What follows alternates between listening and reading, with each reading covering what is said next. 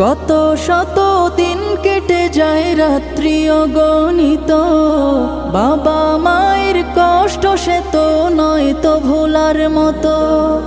কত শত দিন কেটে যায় রাত্রি অগণিত, বাবা মায়ের কষ্ট সে তো নয় তো ভোলার মতো।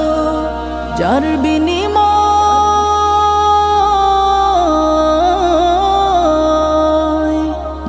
বিনিময় কণ্ঠে ফোটে পাক হরফের গান, যাদের বুকের মানিক হলো হাফেজে কুরআন, হাফেজে কুরআন, হাফেজে কুরআন।